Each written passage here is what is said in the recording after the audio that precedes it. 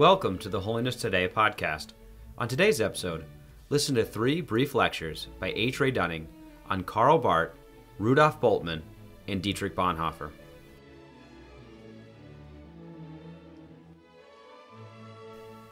The 20th century is an exciting time to live theologically.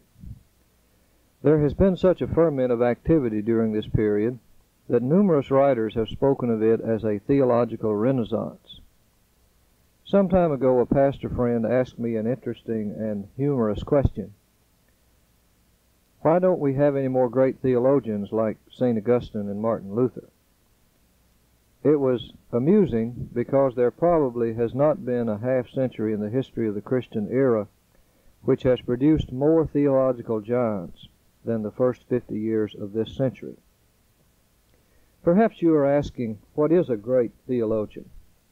I would say he is one who is a seminal thinker, one who achieves new breakthroughs in theological thought, who speaks to his generation with such creative genius that his work becomes the seedbed from which other, less creative thinkers draw their inspiration and ideas. There have really been only a few men like this in Christian history. Most of us are doomed to repeat what they have said and to explore the implications of their concepts. One of the unique features of the theologizing which has gone on in our time is its concern for preaching. That is, theology has come out of its ivory tower, at least in intention, and sees its work to be in the service of the church, particularly the proclamation of the church. Alongside this heartening development is the equally disheartening fact that the church, especially in America, has quarantined its theologians from the mainstream of its life. The result, as Norman Porteous so neatly puts it, has been the disturbing paradox of a theologically inarticulate church, content to eke out its existence on a meager diet of theological pablum, surrounded by a veritable galaxy of brilliant and prophetic theological minds. Doubtless the most influential of these great theological voices has been Karl Barth, whose work really began while he was a village pastor struggling with the problem of preaching. Trained in liberal theology, he found it weak at the point of providing authority for preaching, since it drew its understanding of religion from human experience. He described his own problem in these words: I sought to find my way between the problem of human life on the one hand and the content of the Bible on the other. As a minister, I wanted to speak to the people in the infinite contradiction of their life, but to speak the no less infinite message of the Bible, which was as much of a riddle as life itself.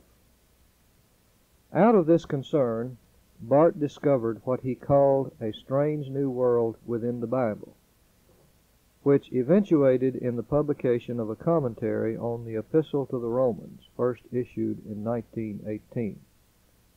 This work, which Barth himself termed a marginal note on theology, turned out to be a veritable bombshell. As another great theologian, Paul Tillich, described it, it was, quote, neither a commentary nor a system, but a prophetic call addressed to religion and culture, to acknowledge the divinity of the divine and to dissolve the neo-Protestant synthesis between God's and man's creativity, end quote. By neo-Protestantism, he means liberalism. With its walls already cracking, theological liberalism was blasted to pieces and all but destroyed by this single writing. In contrast to liberalism, which saw man searching his way to God, Barth declared that Christianity was not a religion, because it was not man seeking God, but rather God seeking man. And the only way that man could come to know God was by God's self-revelation, and this revelation is contained in the Bible. The movement which Barth initiated was variously termed the theology of the Word, dialectical theology, or more familiar, neo-orthodoxy. For those of us interested in preaching the Word, Barth achieved another important result in biblical studies. Before him, most commentaries had been content to deal with critical issues and do what scholars call grammatico-historical exegesis, that is, recovering what the text meant. But Barth called attention to the necessity of a theological exegesis of biblical passages, because this is the authoritative element, and provides the basis upon which the preacher makes an authoritative pronouncement on the relevance of the Word to his congregation in the present. Since that time, biblical commentaries have been becoming more and more adequate in terms of providing this theological exegesis. Incidentally, it was also the emphasis of Barth on the Scripture which set in motion the forces which have resulted in the explosion of new translations of the Bible with which we are inundated. All are motivated by the concern to bring the Word to the people in their language. My first exposure to Barth's theology was through reading G.C. Berkouwer's book, The Triumph of Grace in the Theology of Karl Barth. I was a pastor then, and my training in theology was a little weak, which made it pretty tough going, but I waded through it and learned a great deal. I would suggest a better introduction to Barth's thought might be his own small discussion on the Apostles' Creed entitled Dogmatics in Outline. There you can capture some of the main themes of his theology, such as the sovereignty of God, the centrality of Christ, the relation of theology to the Church's task of proclamation, and so on. Perhaps more readily accessible is a small collection of lectures given to an American audience and published under the title Evangelical Theology. Here you get the feeling of Barth as a humorous, joyful, energetic theologian. For the really ambitious, of course, there is Barth's magnum opus, his Church Dogmatics, which extends rather wordily into some 10,000 pages. Barth's theology, obviously, is not above criticism. Christianity Today, for years, carried on a running debate with Barth over his views about the relation of revelation to history, thus showing fundamentalism's uneasiness with some of his formulations and especially his methodology. There are doubtless many points which the Nazarene theologian would want to call into question, but it is nevertheless true that Barth has some important things to say and some helpful things. Personally, I gained a very significant insight while reading his discussion of sanctification in Church Dogmatics, Volume 4, Part 2. There he points out that what is meant by sanctification might just as well be described comprehensively by the term discipleship, which is so outstanding, especially in the Synoptic Gospels. We have a long time been aware that Jesus does not talk about sanctification in the terms to which we are accustomed, which raises the question of how he did talk about it, if he talked about it at all. This provides an answer to that question, and lets me preach on holiness from the Gospels, using Jesus' discipleship sayings, and furthermore, providing really dynamic content to the concept.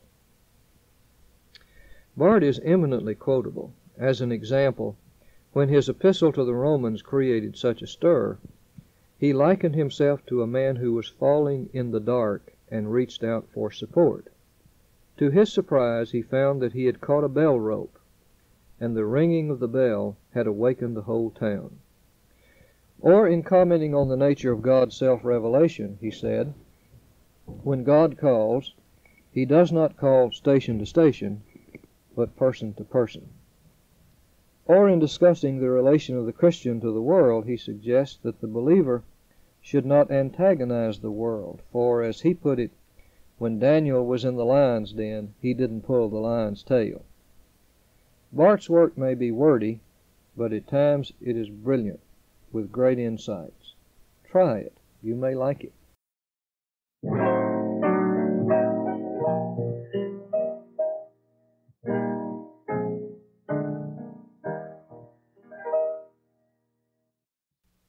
Of all the theologians of the 20th century, probably none has been subjected to more criticism from all quarters than Rudolf Bultmann, the New Testament scholar from the University of Marburg. Yet, in spite of that, he has exercised an extensive influence, especially in terms of the questions which he raised, questions with which his successors are still struggling. Perhaps in our chat today we can point up some positive things along with calling attention to some other matters to see what contributions Bultmann might make to our thinking. In the early days of the 20th century, it was the work of Karl Barth which dominated the theological scene. But as the century progressed, Professor Bultmann almost seemed to usurp Barth's dominance. Returning from a visit to Europe in 1952, Paul Tillich remarked, "When you come to Europe today, it is not as it was before, with Karl Barth in the center of discussion. It is now Rudolf Bultmann who is in the center." While Bultmann shared many of Barth's theological concerns regarding the nature of God and the centrality of the Bible, for example, he diverged from him at least one significant point, a point which gave his theology a radically different character from Barth's.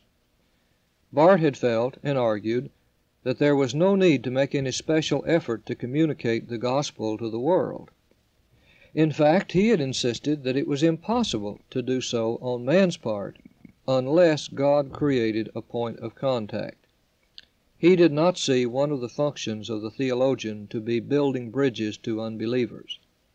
In his own words, the best way of dealing with unbelievers is to treat them quietly, simply, as if their rejection of Christianity was not to be taken seriously, remembering that Christ has died and risen also for them. Bultmann took a different stance. For him, the unbeliever must be taken seriously, and an attempt must be made to build a bridge to him. This meant removing the barriers which stand in the way of his acceptance of the Christian message. The biblical way of talking about the legitimate barrier to belief is the scandal or offense of the cross, a phrase which Paul uses in Galatians 5:11. It is Bultmann's concern that the scandal be at the right place, that is, that the unbeliever should not be repelled by the wrong scandal, or to put it another way, that we not place unnecessary stumbling blocks in his way. Thus, Bultmann's theology has been described as seeking the right scandal. With this, I think we might all identify. Certainly, we do not want to raise false barriers to the acceptance of the Christian faith. It is at the point of Bultmann's working out of this concern that we will doubtless find ourselves in radical disagreement. The task of removing the false scandal he calls demythologizing, which since his work has become a big word in theological discussion. What does he mean? Well, in order to understand this, we have to first look at his view of modern man. In essence, he contends, 20th century people are informed in their thinking by modern science, which operates on a basic presupposition about nature, which is that all events are susceptible to a this-worldly explanation. That is, no event can be explained as caused by the intervention of supernatural forces. The Bible is filled with such supernatural interventions, such as miracles, demon possession, men rising from the dead, etc. In fact, Bultmann contends, the whole New Testament is written in the light of an outmoded world view which can no longer be accepted by modern man. Specifically, this worldview perceives the universe as a three-storied affair, in terms of which the earth is a flat surface, with the sky as a kind of inverted bowl, with heaven above it, and supernatural beings coming down from above, and demonic beings swarming up from below the surface. Now that modern science has shown that space is infinite, the world is round, etc., this picture can no longer be accepted. It is to this worldview, especially the aspect of it which explains natural occurrences in terms of divine activity, that Bultmann gives the term myth. Demythologizing, then, becomes a task of stripping the New Testament of all these pre-scientific mythological explanations and purported events. Bultmann's critics have attacked him at many points, as we previously noted. At the more sophisticated level, he has been roundly scored for his use of the term myth to refer to this pre-scientific explanations.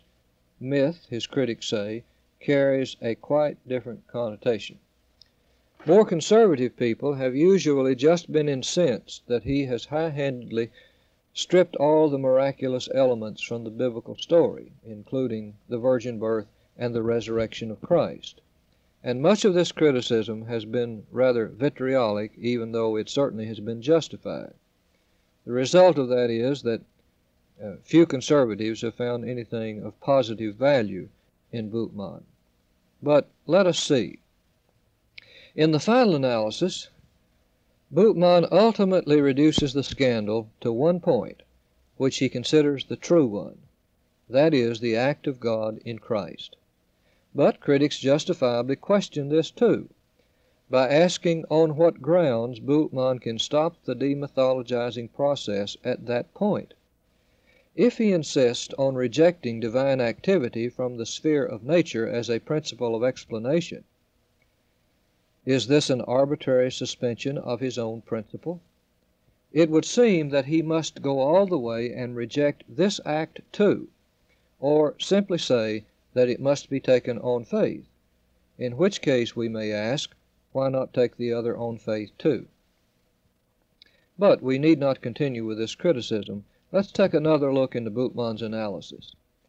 He suggests that what the mythological passages of the New Testament are doing is presenting a Christian self-understanding which must be translated into modern terms. Consequently, he searches around for a vehicle by means of which he can bring this self-understanding to expression in contemporary terms. He finds this vehicle in the philosophy of Martin Heidegger, a German existentialist who was his colleague at the University of Marburg. While Heidegger is extremely difficult to understand, even by the professional philosopher, John Macquarrie has written a little book in a series on Makers of Contemporary Theology, published by John Knox Press, which makes him reasonably comprehensible. The truth is, he has some very fruitful insights which Bultmann uses. For example, he talks about authentic and inauthentic existence. This is quite meaningful, in terms of which Bultmann wants to speak of inauthentic existence in terms of life apart from God, and authentic existence in terms of something made available to man by the act of God in Christ. If it is true that Heidegger gives us a valid description of contemporary man and his problems, thus stating the human predicament in a way which is relevant to this age, then Bultmann may have a good point in using this as a vehicle through which to give expression of the Christian faith and its redemptive word to the present age. Of course, this is no different from what theologians through all the ages have been doing. St. Augustine chose the philosophy of Neoplatonism. St. Thomas Aquinas utilized the philosophy of Aristotle. In our own tradition, H. Orton Wiley chose the philosophy of absolute idealism as a vehicle to give expression to his doctrine of God. All systematic theology does the same thing. The only question, and it is a technical one, is whether the existential concepts of Heidegger adequately convey the Christian message, or do they distort it? But then again, all theologians face the same problem when they seek to speak in contemporary terms. Another of Bultmann's points, which might be seriously considered, is his view of faith. Here he follows the 19th century theologian Soren Kierkegaard in insisting that faith must be exercised without objective evidence, else it ceases to be faith. This is to say that there are no empirical props to faith, observable phenomena to which one may point, which identify a particular event as an act of God. Thus the affirmation that God has acted in Jesus Christ is understood properly only when it is understood as a call to the radical decision of faith, by which he means total surrender of the self to God. This, it seems to me, is one of existential theology's strong points, to emphasize the nature of faith as total commitment of the whole person and not just as intellectual response. As Bultmann puts it, for a man to believe the Christian proclamation is at the same time for God to act in the present in that man's death to his old self and resurrection to the life of freedom in love. That stresses a point that our tradition has continued to emphasize, namely, the need for the reality of a present experience of the historical character of God's work, and it is also a truly Pauline emphasis.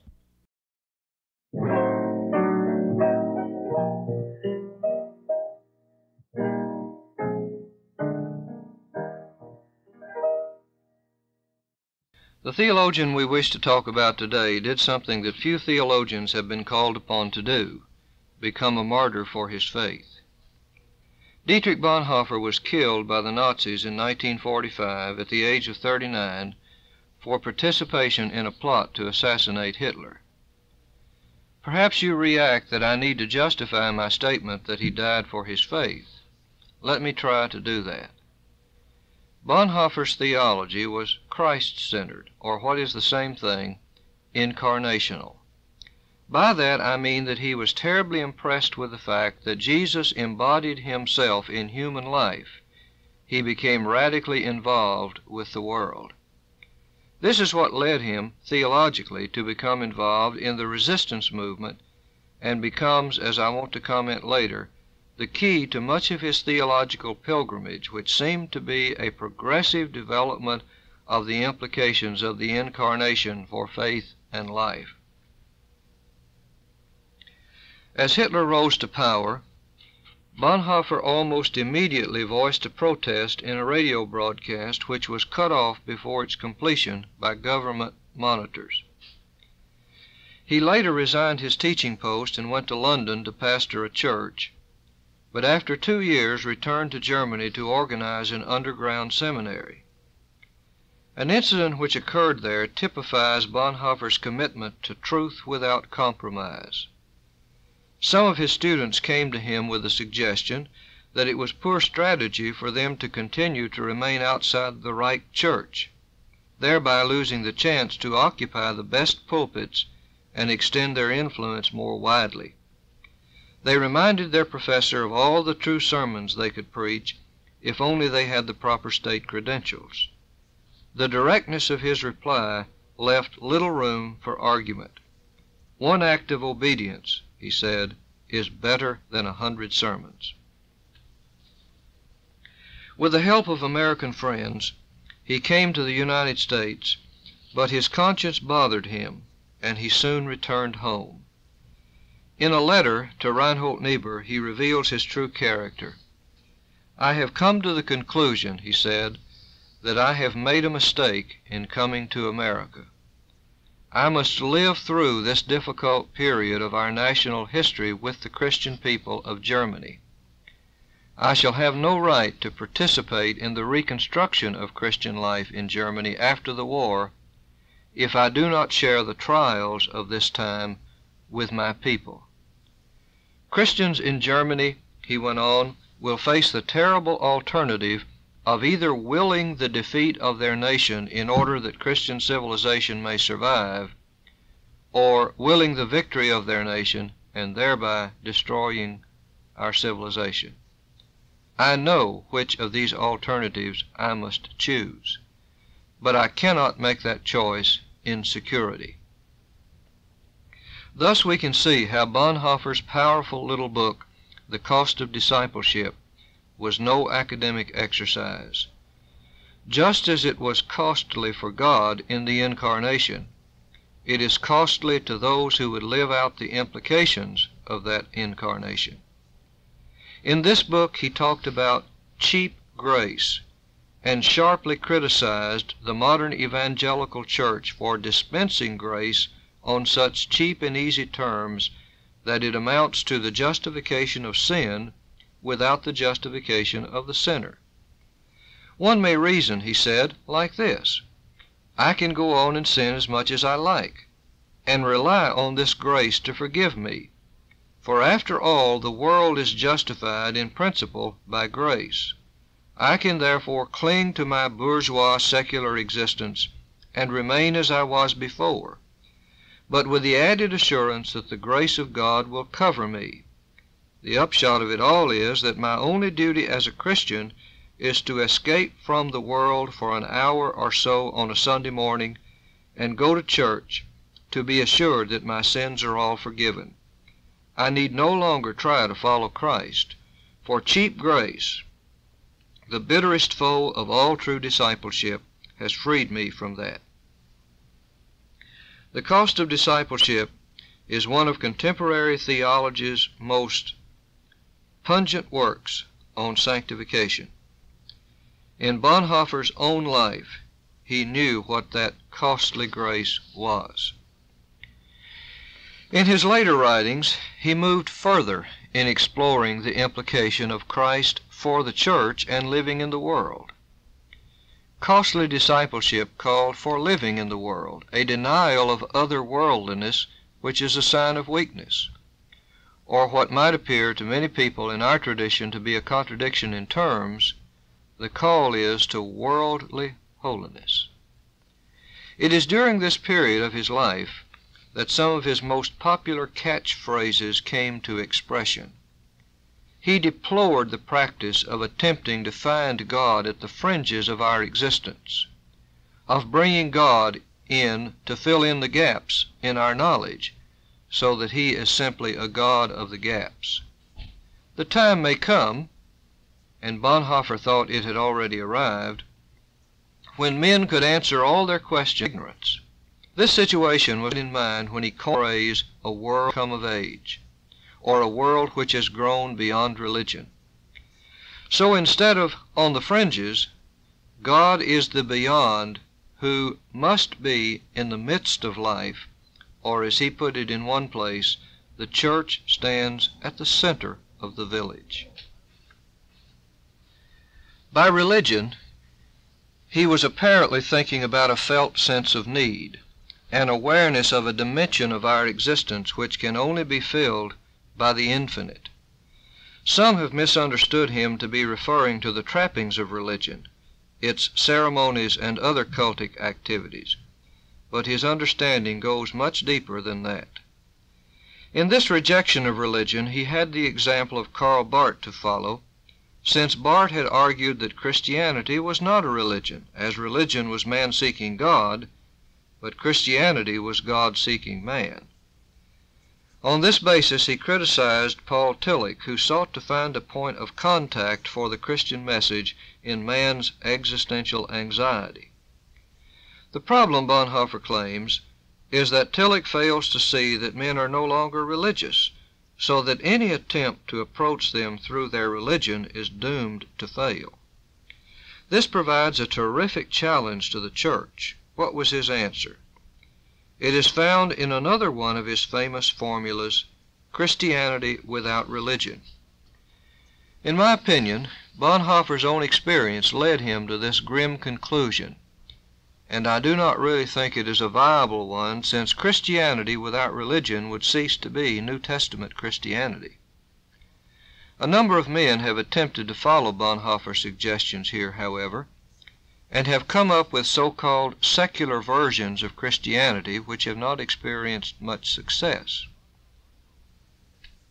Bonhoeffer's close friend and interpreter in America, Eberhard Bethge, insisted that Bonhoeffer was always moving on, and any one aspect of his theological work was an attempt to address a situation and balance out an overemphasis in another direction. Thus he warned against taking his suggestions too far, since to do so would distort Bonhoeffer's own intentions. But Bonhoeffer's final work was to seek to carry out the full implications of his incarnational theology as he understood it. He saw that the radical involvement of discipleship called for him to participate in the plot which led to his imprisonment and ultimate death.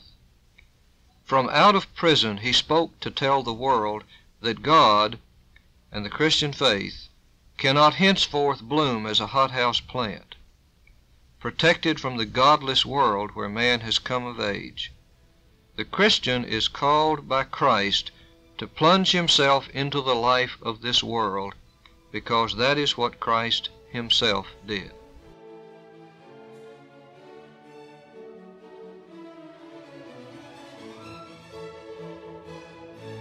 Thank you for listening to the Holiness Today podcast.